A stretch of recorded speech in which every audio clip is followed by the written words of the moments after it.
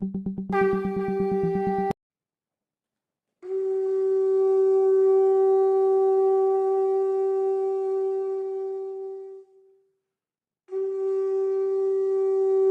प्रेम में श्री ठाकुर, परम आराध्या जगत जननी श्री बर्मा, परम पूज्य पाद श्री बड़दा, परम पूजनीय वर्तमान आचार्य श्री दादा के श्री चरणों में मेरा कोटि कोटि प्रणाम।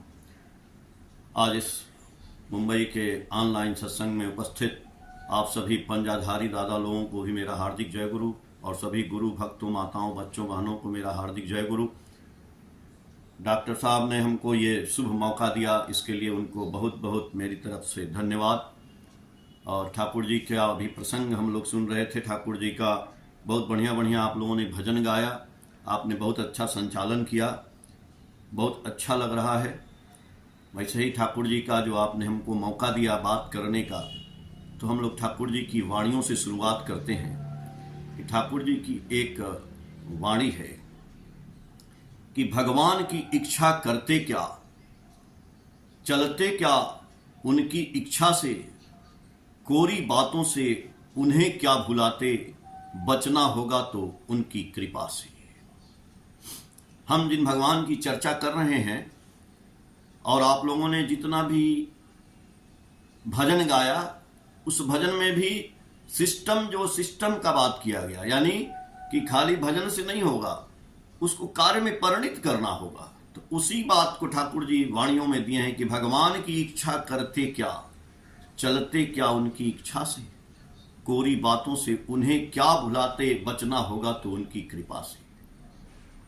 यानी पहले तो हमको भगवान को धरना पड़ेगा, फिर धर करके उनकी बातों को अमल करके करना पड़ेगा। एक मैं कहानी सुनाता हूं, बड़ा सुंदर है, आप सुनिएगा, बहुत अच्छा लगेगा। जो भाई बंधु ठाकुर जी से जुड़े हैं, जो दीक्षा लिए हैं, उनके लिए भी, और जो ठाकुर जी से जुड़े नहीं हैं उनके लिए भी, कि हम लोग कैसे अपने जीवन में भगवान को ला सकते हैं, और लाने के बाद हम अपने इस जीवन को सुंदर बना सकते हैं। और उस शक्ति को, जो शक्ति भगवान बोलते हैं या हम नेचर बोलते हैं, जो भी कहते हैं, वो शक्ति कैसे हमारे चारों तरफ विद्यमान है, हमारे अंदर विद्यमान है, वो कैसे उस शक्ति का प्रादुर्भाव, हम उसका उपयोग कैसे करेंगे, इसकी चर्चा आज हम करेंगे। तो एक बहुत ही सुंदर कहानी है कि एक नाई था, और वो नाई जो है अपने दुकान पे जितने लोग आते थे उनका वो बाल बनाता था। और जब बाल बनाता था तो बाल बनाते समय उनके आगे चादर, गर्दन को ये कपड़े उपड़े लगा देता था गर्दन पे, और जब बाल बनाने लगता था तो एक क्वेश्चन पूछता था, मतलब उनसे बात करता था। वो बोलता था कि ए भाई, दुनिया में भगवान नहीं है। तो बहुत से आदमी बस सुनते थे, कुछ बोलते नहीं थे, बाल बनवाते थे, चले जाते थे। एक दिन की बात है, बात आई गई हो गई। एक दिन जो है आप लोगों की तरह से कोई विद्वान आदमी पहुंचे, फिलॉसफर, दार्शनिक, जो भगवान की बात भी जानते थे, जो सत्संग भी करते थे, जो सारी समस्याओं को कैसे हल किया जाता था वो भी जानते थे। एक दिन संजोग से उसकी दुकान पे वो चले गए, और उस नाई ने उनका बाल बनाना शुरू किया, कपड़ा लगाया, बस वही क्वेश्चन उसने शुरू किया, ए भाई, दुनिया में भगवान नहीं है। एक बार बोला, वो बोले नहीं, फिर बोला, ए भाई, दुनिया में भगवान नहीं है। तो उन्होंने बोला कि नहीं, भगवान तो है। तो वो बोला कि यदि भगवान होते तो दुनिया में इतने लोगों को दुख है, कष्ट है, आपत्ति है, विपत्ति है, ये होता ही नहीं, ये भगवान दूर कर देते। अब भगवान से लोग रोज प्रार्थना करते हैं, रोज पूजा करते हैं, रोज व्रत रहते हैं, न जाने क्या क्या करते हैं, हमेशा जो है उनमें लगे रहते हैं, भजन करते हैं, साधन करते हैं, नाम जप करते हैं। यदि भगवान होते तो लोगों का दुख दूर न हो जाता, आपत्ति विपत्ति दूर हो जाती। तो वो तुरंत बोलते हैं, जो फिलॉसफर महोदय थे, जो बाल बनवा रहे थे, वो बोले, भाई, दुनिया में नाई भी नहीं है, अब उसका माथा ठनका कि अरे नाई तो हम हैं। बोला क्यों? नाई क्यों नहीं है? हम तो नाई खुद ही हैं, हम तो बाल बनाते हैं। तो वो बोले कि यदि नाई होता तो दुकान के सामने जो है एक आदमी खड़ा था जिसका बाल बढ़ा था, दाढ़ी बढ़ा था, मतलब कि बहुत अच्छा नहीं लग रहा था उसका चेहरा।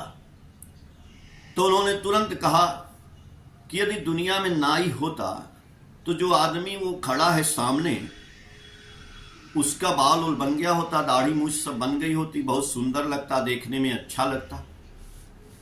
नाई हंसने लगा, बोला कि अरे आप क्या बात करते हैं, नाई तो हम ही हैं महाराज, लेकिन सुंदर बनाएंगे तब जब वो मेरे पास आएगा, मेरे दुकान में आएगा, बैठेगा, तब ना हम उसको सुंदर बनाएंगे। तब फिलासफर महोदय उसको समझाए, बस इसी तरह से भगवान भी दुनिया में हैं और आपका दुख, कष्ट, आपत्ति, विपत्ति सब कुछ हर लेंगे, सब कुछ त्राण कर देंगे। लेकिन भाई जब आप उनके पास जाओगे तब न। उसको समझ में आ गया कि जैसे वो आदमी जो बाहर खड़ा था दुकान में आएगा तब नाई उसका बाल काटेगा। तो इसी तरह से जब वो बोलता था कि भाई दुनिया में भगवान नहीं है, तो उन्होंने बोला कि ये भाई दुनिया में नाई भी नहीं है।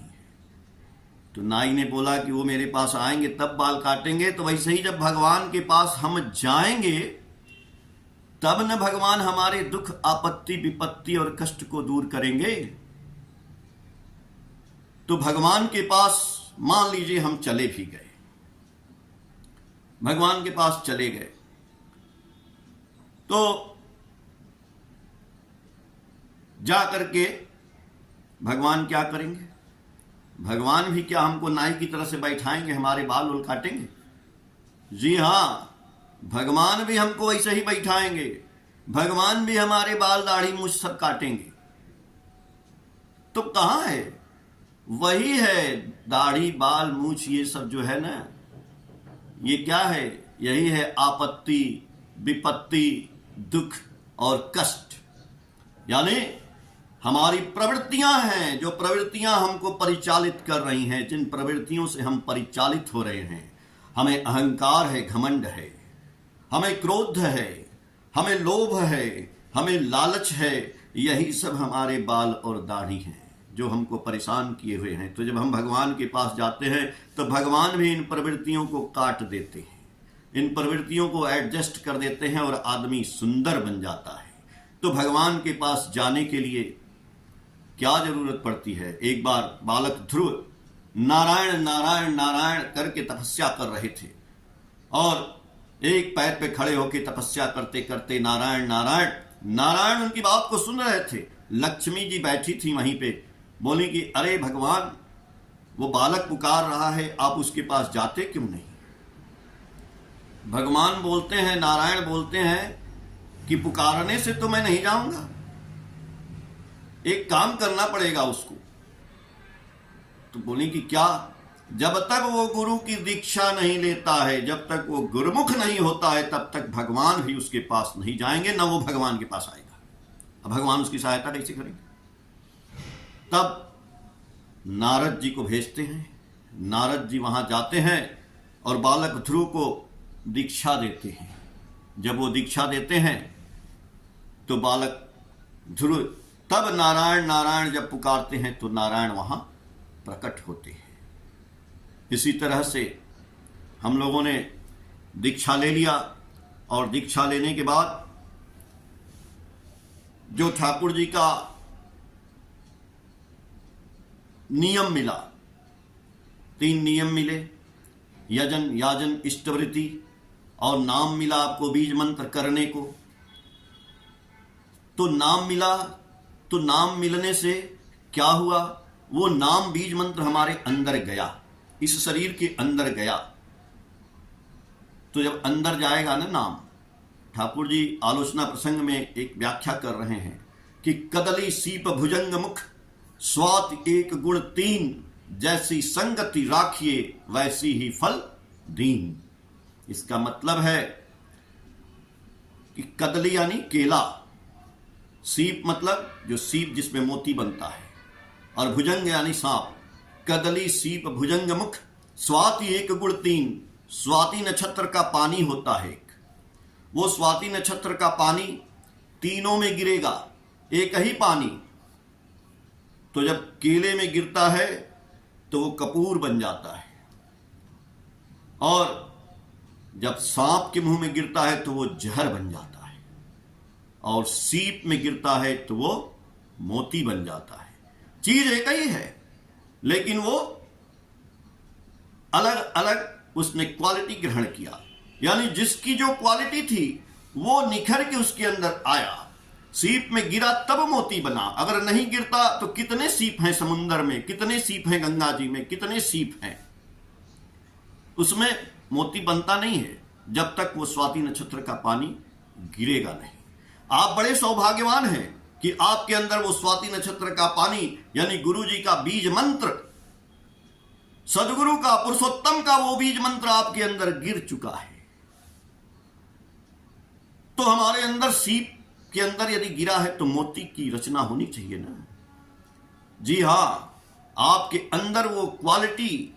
अब ये मत सोचिएगा कि नहीं एक ही तरह के हम बन जाएं, नहीं, आपके अंदर कुछ और क्वालिटी के लिए भगवान ने भेजा है। आपको कुछ और, हमको कुछ और, इनको कुछ और। लेकिन जब वो बीज मंत्र गिरा है, जब वो स्वाति नक्षत्र का पानी गिरा है, तो बोले ना कि एक में गिरा कपूर बना, एक में गिरा तो जहर बना, एक में गिरा तो मोती बना। वैसे ही हमारे अंदर भी एक क्वालिटी है। कोई म्यूजिशियन बन जाता है, कोई आर्टिस्ट बन जाता है, कोई राइटर बन जाता है, कोई सर्विसमैन बन जाता है, कोई बिजनेसमैन बन जाता है, लेकिन सबसे जरूरी है कि वो मनुष्य बन जाता है। इसलिए ठाकुर का जब ये बीज मंत्र गिरता है तो वो मोती रूपी मनुष्य पैदा करता है, वही मनुष्य। लेकिन वो गिरने के बाद उस मनुष्य को काम करना पड़ेगा। यजन, याजन, इष्टवृत्ति। ठाकुर जी बोले कर ले काटे महावृत्ति। ये तीन है। पंखा है ना, ऊपर चल रहा होगा आपके घर में, उस पंखे में 3 ब्लेड लगे हैं। अगर एक ही ब्लेड लगा दिया जाए तो क्या हवा लगेगी? नहीं लगेगी। आप खाली इष्टवृत्ति करेंगे तो भी काम नहीं चलने वाला है। आप खाली जो है नाम ध्यान करेंगे यानी यजन करेंगे तो भी काम चलने वाला नहीं है। आप खाली याजन करेंगे, चाहे 2 काम करेंगे तो भी, तीनों ब्लेड चलना चाहिए भैया, तीनों ब्लेड। तभी भगवान का एहसास होगा। यानी भगवान तो हर वक्त रहते हैं, ऐसा नहीं है कि भगवान कहीं दूर रहते हैं। भगवान को पुकारना पड़ता है और भगवान आपकी सहायता के लिए तत्पर हैं, आपके पास हैं। जल में कुंभ, कुंभ में जल है, बाहर भीतर पानी, अफूटा कुंभ जल जल ही समाना, मरम की छू ना जानी। अब सोचिए कि बाहर भी भगवान है, ईश्वर अंश जीव अविनाशी, ईश्वर तो कण-कण में विद्यमान है। तो वो कण-कण वाले ईश्वर हमारी सहायता क्यों नहीं करते हैं? हम दुख में रहते हैं। अरे भाई, ईश्वर की तो बात छोड़ दीजिए, हवा तो चारों तरफ है, आपको हवा क्यों नहीं लगती है? अरे बड़ा गर्मी है। आप क्या करते हैं? हम क्या करते हैं? एक मशीन लाते हैं, उसका नाम है पंखा। एक मशीन लाते उसका नाम है एसी। एक मशीन लाते उसका नाम है कूलर। उस मशीन को चलाते हैं तो जो आसपास की हवा है उसको बटोर के आपको शरीर को राहत देती है। ठंडा हवा, गर्म हवा, ब्लोअर और साधारण हवा। हवा तो है, लेकिन हवा लगेगा कैसे? जब वो चलेगा तो महाराज कृपा होगी कैसे गुरु की? जब वो मशीन से चलेगा कृपा तभी होगी जब हम यजन करेंगे, याजन करेंगे, इष्टवृत्ति करेंगे, तीनों करेंगे, तब ही भगवान की कृपा होगी। और जब आप पुकारेंगे भगवान आएंगे। आएंगे, आपके जीवन में झंझट तूफान आएगा। आप याद करेंगे भगवान आएंगे, ठाकुर आएंगे, आते हैं। इसका उदाहरण हम अभी देंगे आपको। ठाकुर जी की वाणी भी है कि झंझट तूफान जितना भी आवे, मन में रखना जोर, माथे पर तेरे दयाल ठाकुर क्या चिंता क्या विभोर। अरे आपने सील ऑफ गॉड लगाया है इस फोरहेड पे, इस ललाट पे भगवान का मुहर लगा दिया है, यानी दीक्षा ले लिया है, उनका बीज मंत्र धारण कर लिया है। फिर भी हम घबराते हैं कि भगवान नहीं आते हैं, इसमें हमारी कमी है। क्यों कि भगवान के पास जब एक ठाकुर के पास जब अमेरिका से एक अमेरिकन आए थे, mister James Michael, Thakur ji से बोले, ठाकुर हम तो अमेरिका चले जाएंगे, तो ठाकुर वहां से यदि कोई आपत्ति विपत्ति आएगी तो हम आपको याद करेंगे, तो आप क्या अमेरिका जाएंगे? अमेरिका में जाके आप कैसे मेरी सहायता करेंगे? देखिए ठाकुर जी क्या बोलते हैं। ठाकुर जी बोलते हैं बहुत बड़ी बात, सब कुछ साइंस है, यह अध्यात्म is the science. Thakur ji से लोगों ने फिजिक्स के ऊपर बात किया, मैथ के ऊपर बात किया, केमिस्ट्री के ऊपर बात किया, न जाने कितने साइंटिस्ट आए, एक साइंटिस्ट के तो पत्ता चारे तो वहीं रहने लगे। तो ठाकुर जी ने बोला, the sound of your call must reach me because I am sound, I am the sound of wave. Sound of wave, सोचिए, तो साउंड ऑफ वेव की फ्रीक्वेंसी कुछ होती है, रेडियो बजता है ना, तो साउंड है। वैसे ही भगवान चारों तरफ हैं, लेकिन जैसे रेडियो है तो रेडियो में हम विविध भारती लगाएंगे, हम जो है ऑल इंडिया रेडियो लगाएंगे, तो उसको सेट करेंगे कि इतने हर्ट्ज पे है, 108 पे है, 700 जो भी है।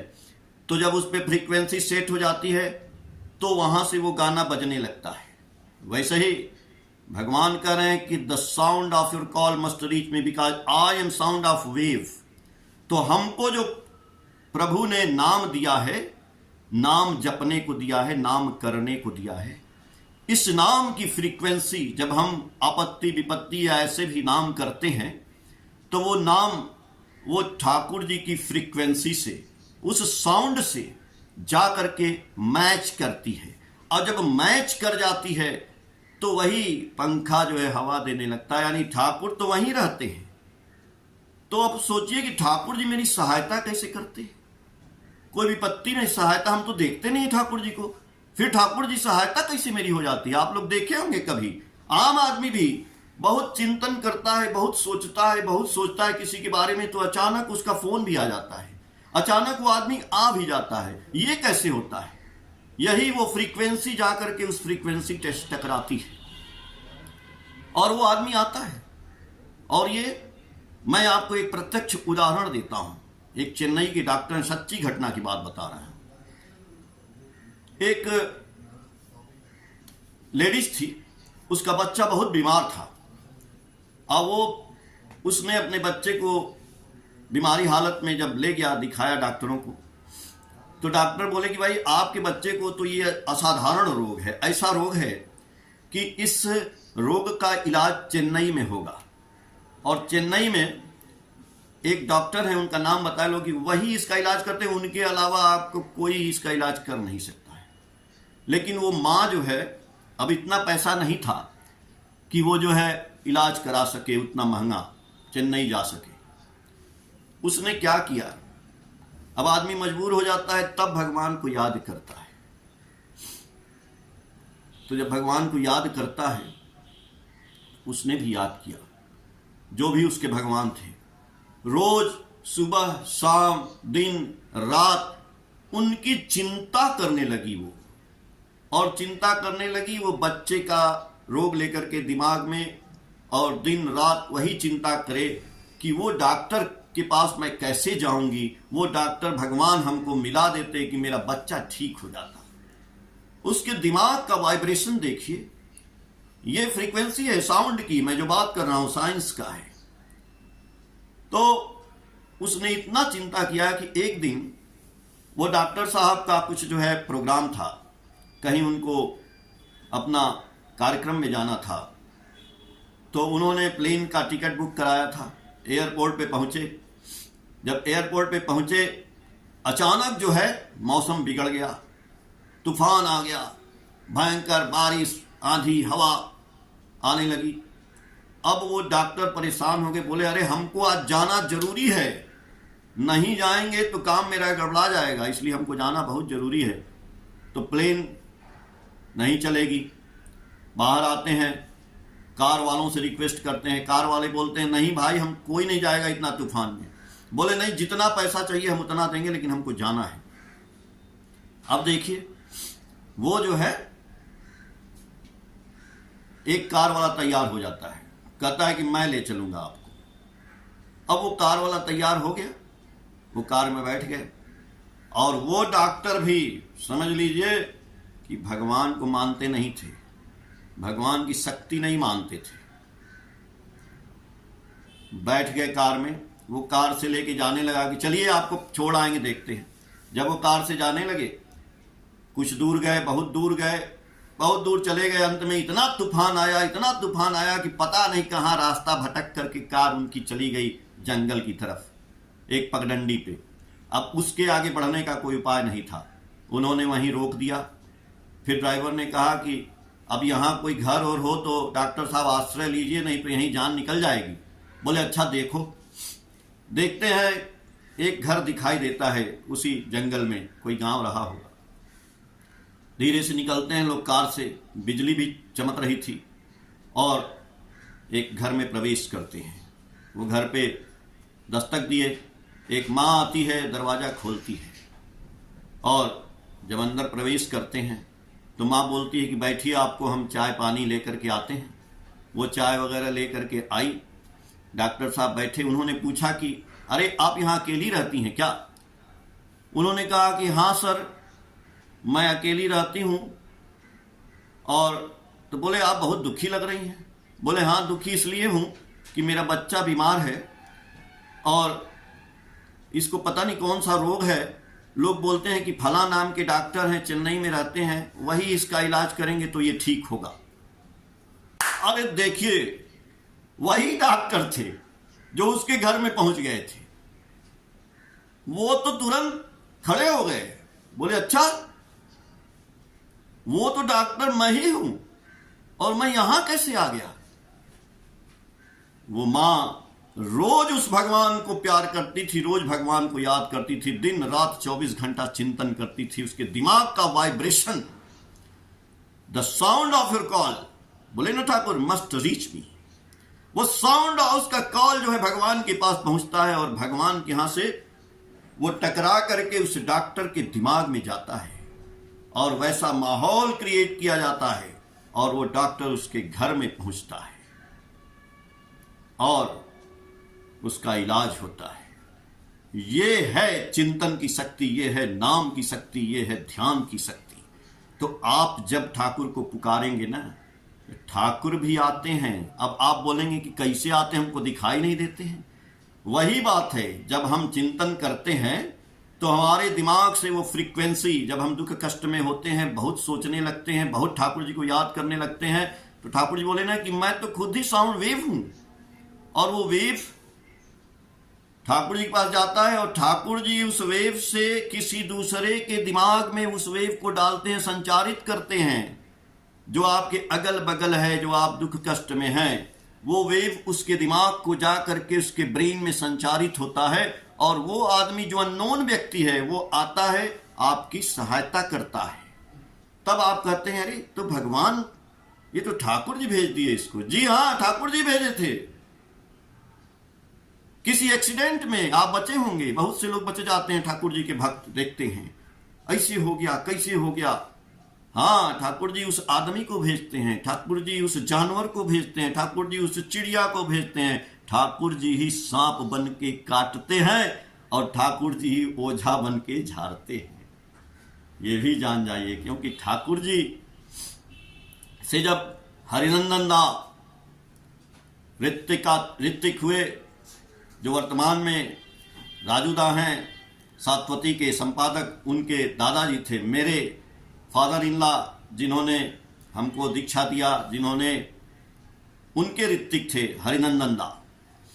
हरिनंदन दा अंग्रेजी बोलते थे, और ठाकुर जी से बोले, प्रिंसिपल थे, ठाकुर जी से बोले कि ठाकुर आपकी हम लोग पूजा करते हैं, आपको गुरु बनाए हैं, आप पुरुषोत्तम हैं, आप सदगुरु हैं, तो जब हम आपको याद करते हैं आपत्ति विपत्ति में कभी भी, तो क्या आप आते हैं?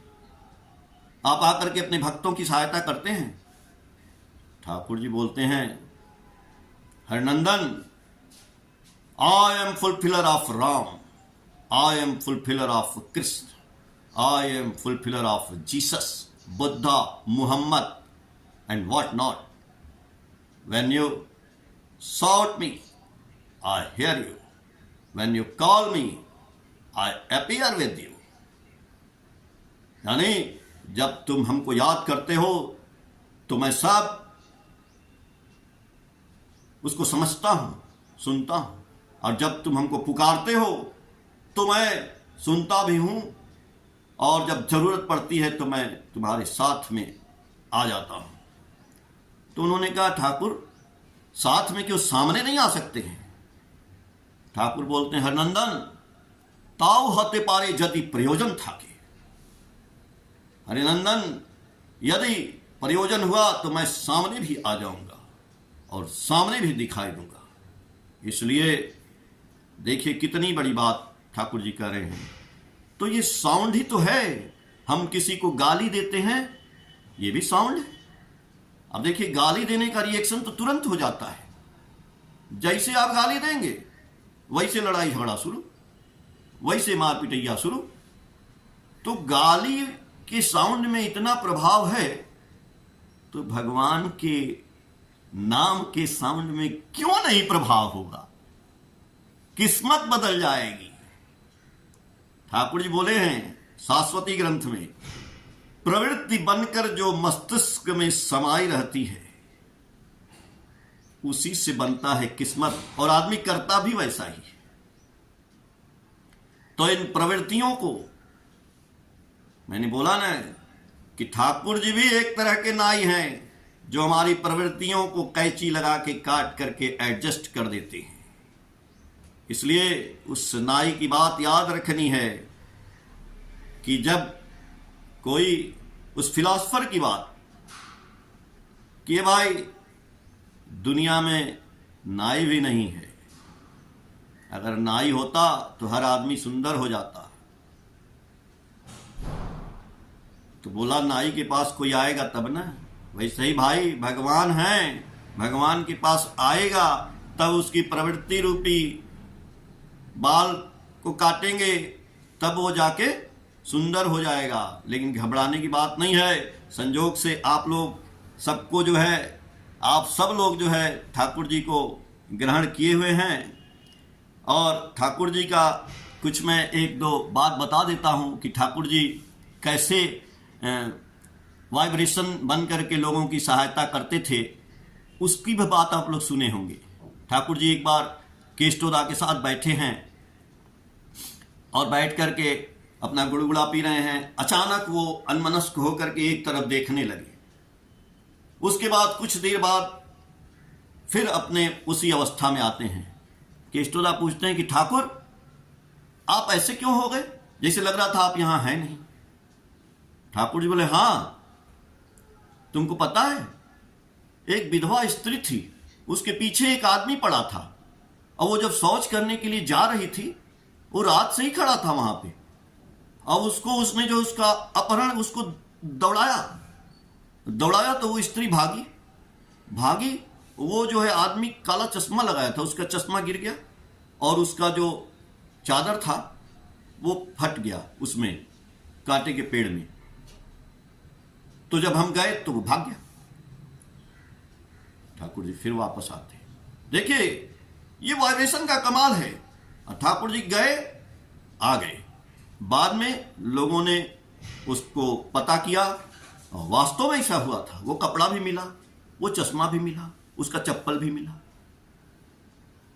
एक दिन एक भक्त ठाकुर जी के कलकत्ता में खड़े थे, पानी बरस रहा था, तूफान आ गया था। तो जब तूफान आ गया तो एक मकान के नीचे छज्जा निकला था, उसके नीचे बचने के लिए कई लोग खड़े हो गए। तो उसमें वो भी जाके खड़े हो गए। तो जब खड़े हो गए तो बहुत भीड़ हो गई, तो कुछ आदमी ने उनको ढकेल दिया, है हटो यहां से, भीग जाएंगे हम लोग।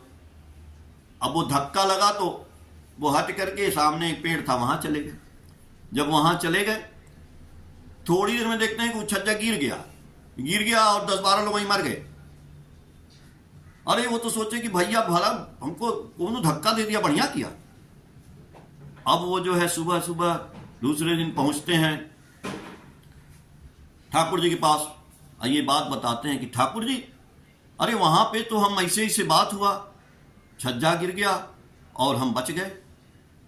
हम ही क्यों बचे, सब लोग क्यों नहीं बचे? भगवान बचाएंगे तो सबको बचाएंगे, क्या चूंकि हम दीक्षा लिए इसीलिए बच गए? ठाकुर जी बोले हाँ इसीलिए तो तुम बच गए, दीक्षा लिए थे इसीलिए बच गए। बोले क्यों ठाकुर? ठाकुर बोले कि हम तो सबको बोले थे, लेकिन तुम चूंकि दीक्षा लिए थे इसीलिए तुम हटे वहां से, तुमको हटाया गया। बोले कैसे?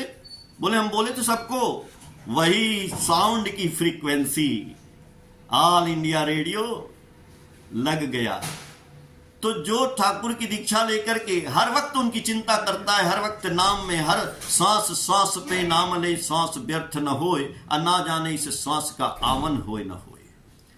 मिलावट करना है ना, मिलावट खोर बन जाइए, तेल में मत मिलाइए, दूध में पानी मत मिलाइए, अपने सांस में भगवान का नाम मिला लीजिए, आपका जीवन बदल जाएगा। बनिए ना मिलावट खोर। मैं तो कहता हूं नशा करना है बनिए नशेबाज, बीड़ी सिगरेट गांजा दारू भांग नहीं, भगवान के नाम का नशा कर लीजिए। इससे बड़ा नशेड़ी कोई दुनिया में नहीं होगा।